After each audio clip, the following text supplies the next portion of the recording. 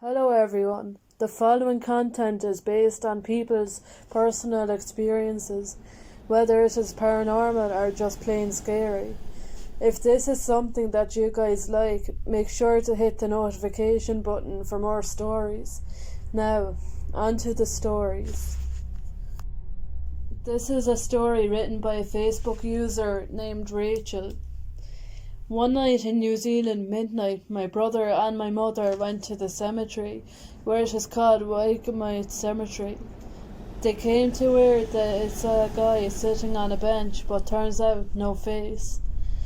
This guy who was with him knew where everyone was buried and who roams, and he didn't want his friend photo taken.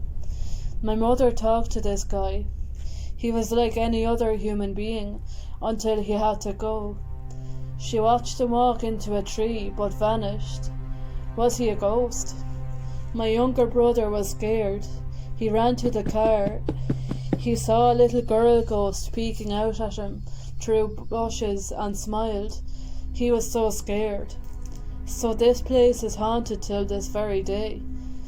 I have experiences, a few experiences there I can tell you in next story. This story is written by a Reddit user named NotSoLucky087. The title is The Time I Was Stoned and Almost Kidnapped. It was the spring of 2008. I was 15. Me and my 3 friends lived in a small town with not many busy streets. During the summer nights, we would hang out by this old shed near one of the back roads in our town. We would usually smoke weed behind the shed and get stoned. The first few weeks of the summer were weird. We had seen a guy for a few weeks in what looked like a late 90s Toyota minivan pull up on the side of the road near the shed. When we seen him on the side of the road, he would never get out of his vehicle. He would just sit there. One night on a Saturday, I think, we did the same thing as usual, went to the shed, got stoned. When the same guy in the minivan pulled up, we didn't think anything of it. About 30 minutes passed by and we hear a car door open and close and hear footsteps close by. We saw the guy walking towards us. Me and my friends had started the walk the opposite direction, and as soon as we did, the guy had started to run. Me and my friends booked it back to my house. My house is only a block away. While we were running, I had got a glimpse of the guy. He was middle-aged and looked homeless.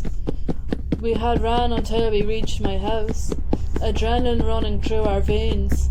When we got inside, my mum was at work. When we got inside, we locked the door and heard knocking at the door. We called the police, and when they arrived, the dude was gone. The police asked us for a description of the dude, and I told them what he looked like and what car he drives. Apparently, he had been seen with little kids that went missing. We had told my mom, and she wouldn't let us go back to the shed. Update: this guy has not been caught to this day. This story is written by a Reddit user named Santoria. The title is You Bad Girl. I used to take the bus everywhere as a teenager to school and back home. I lived on the other side of town and I was always the last one off. I enjoyed taking the bus. I just look out the window and listen to my music. But one time I forgot my headphones at home, so I had to ride the long bus ride home with no music. It was pretty boring. Now, I've been taking the bus for a long time now, and I have had come across a few weirdos on it. I knew what they looked like, so I just sat away from them, or sit close to the driver. I just wouldn't look at them, and I just listened to my music when I had it, or just look out the window and wait to get off. I remember this guy came on the bus. I didn't sit in the back that much anymore because of an incident that happened. This time I sat in the front near the driver. I wasn't right behind him, but I was close enough where I could see him. I was sitting in the middle seat where there were seats across from me. I remember this guy who was already sitting on the bus before I got on. He was probably about in his mid-40s.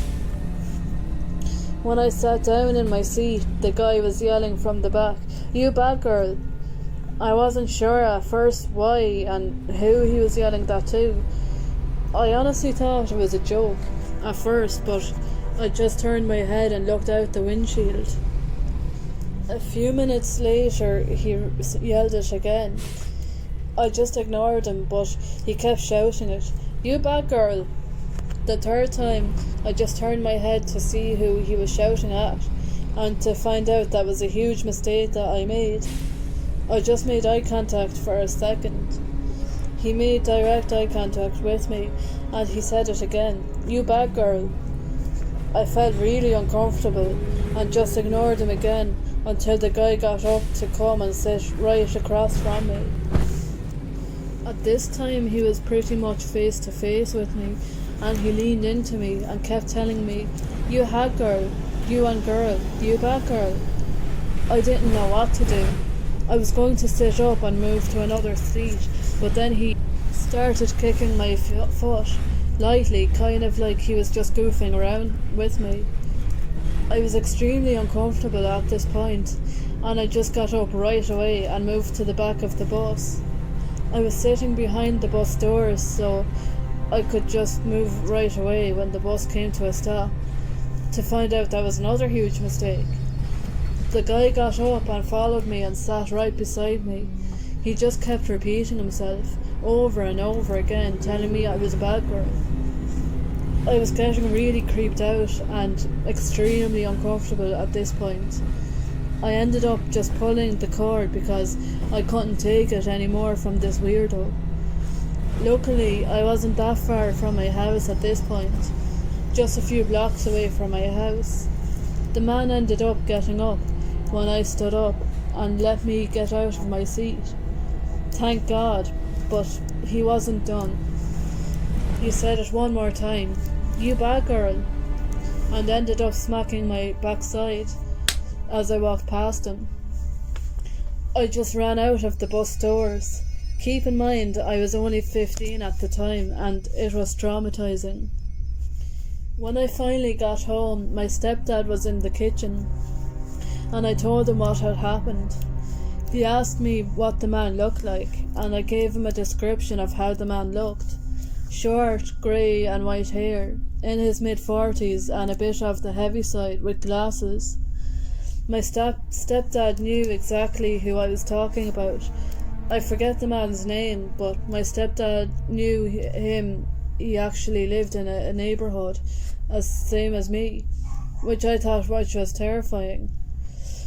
My stepdad told me he was a little bit slow and he did have some problems. Now, I'm not the one to judge disabled people.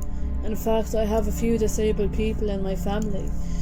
I am also disabled myself, just not what you would think, just a hearing problem. But here's to you, Mr. Bad Girl guy. Just because you have a disability doesn't mean you can use it to your advantage to call young girls bad girl on the bus all day, every day. Every time I went on the bus, he would always be on it. It was like he lived on the bus. I'm not even kidding. And the part you smacked my backside, you had no right. I was underage. This is a story written by Reddit user named XeroFaith.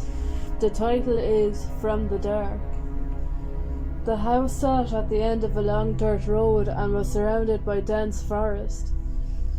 It had been empty for a few years but had good bones and only needed a little cosmetic work. I knew I wanted to live there as soon as I saw it. It started a few weeks after I moved in.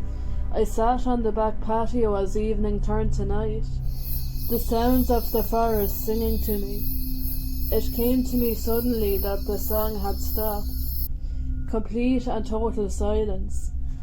I sat there staring off into the dark woods, wondering what could have spooked the wildlife. A feeling began to creep over me. Something out there was staring back at me, watching and waiting. Over the next few nights the feeling got stronger, and then the sound started. It came from deep in the woods, a whisper as if someone were speaking an unknown language from far away. Not a someone though, 100 someones. It came from all sides. I kept making excuses. There had to be a logical explanation. That's what I kept telling myself. It might have worked if the whispering hadn't started moving closer and closer, louder and louder. I thought about moving away, leaving it all behind, but where would I go? I put everything I had into buying that house. I had nothing and nowhere else. Then the dead things appeared. I was leaving for work one morning, trying to keep some semblance of a normal life, when I noticed them. Something at the tree line that hadn't been there before. It was corpses.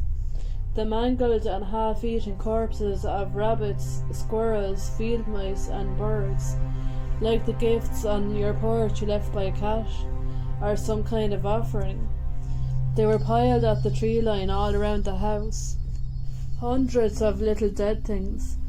I went back inside, locked the door, and didn't leave again. In the night since, the whispering became louder, and every morning the ring of corpses moved closer. They're on the porch now, the offerings. Piles of little corpses reeking of death. Now they're scratching too. On the walls around the house. Scratching, whispering, and the stench of death. I'm running out of food.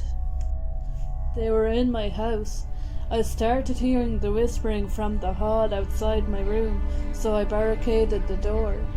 I hadn't eaten in days. I'm so hungry.